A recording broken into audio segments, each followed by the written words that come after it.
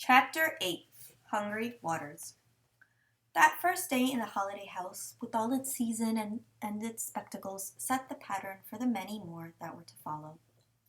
When Harvey woke the following morning, the sun was once again pouring through a crack in the curtains, but this time it lay in a warm pool on the pillow beside him. He sat up with a shout and a smile, and either one or the other, and sometimes both, remained on his lips for the rest of the day. There was plenty to do. Work on the treehouse in the spring morning, followed by food and the laying of plans for the afternoon. Games and lazy hours in the heat of summer, sometimes with Wendell, sometimes with Lulu, then adventures by the light of a harvest moon. And finally, when the winter wind had blown out the flames in the pumpkin heads and carpeted the grounds with snow, chilly fun for them all out in the frosty air, and a warm Christmas welcome when they were done. It was a day of holidays, the third as fine as the second, and the fourth as fine as the third. And very soon Harvey began to forget that there was a dull world out behind the wall, where the great beast February was still sleeping its tedious sleep. His only real reminder of the life he'd left, besides a second telephone call he'd made to his mom and dad just to tell him that all was well, was the present he'd wished for and received that first Christmas, his Ark. He'd thought several times of trying it out on the lake to see if it would float, but it wasn't until the afternoon of the seventh day that he got around to doing so. Wendell had made a real glutton of himself at lunch and had declared that it was far too hot to play, so Harvey wandered down to the lake on his own with the Ark tucked under his arm.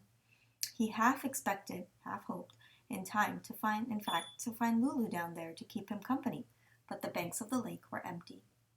Once he laid eyes on the gloomy waters, he almost gave up the idea of a launching, but that meant admitting something to himself that he didn't wish to admit, so he headed down to the shore, found a rock to perch on that looked less precarious than the others, and set his Ark on the water. It floated well, he was pleased to see. He pushed it to and fro for a little while, then lifted it out and peered inside to see if it was leaking. It was quite watertight, however, so he set it back on the lake and pushed it out again. As he did so, he caught sight of a fish rising from the bottom of the lake, its mouth wide open, as if it intended to swallow his little vessel whole.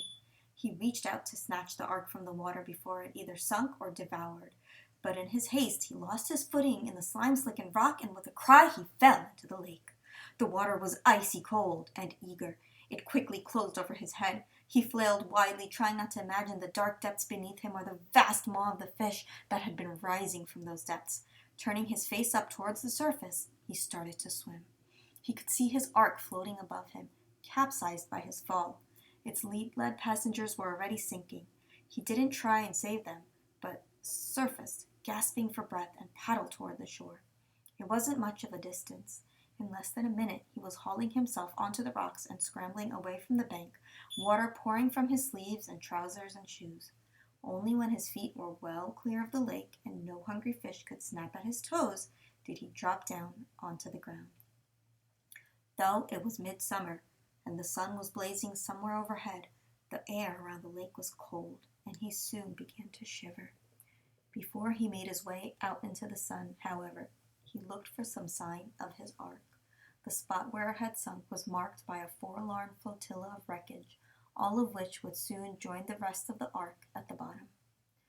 Of the fish that had seemed so eager to devour him, there was no sign. Perhaps it had swum down into the depths to chew on the drowned menagerie? If so, Harvey hoped it choked on its dinner. He'd lost plenty of toys before. He'd had a brand new bicycle, his prized possession, stolen from the step of his house 2 birthdays ago. But this loss upset him as much. More, in fact. The idea that the lake now had something that he'd owned was somehow worse than a thief running off with his bike. A thief was warm flesh and blood. The lake was not. His possessions had gone into a nightmare place, full of monstrous things, and he felt as though a little part of himself had gone with it, down into the dark. He walked away from the lake without looking back, but the breeze that came to warm his face when he broke through the thicket, and the sound of birds that pleased his ear, could not keep from his mind the thought he tried to ignore when he'd gone down to the water. Despite all entertainments that the holiday house supplied so eagerly, it was a haunted place. And however hard he had tried to ignore his doubts and suppress his questions, they could be ignored and suppressed no longer. Whoever or whatever that haunter was, Harvey could not be content now until he'd seen its face and knew its nature.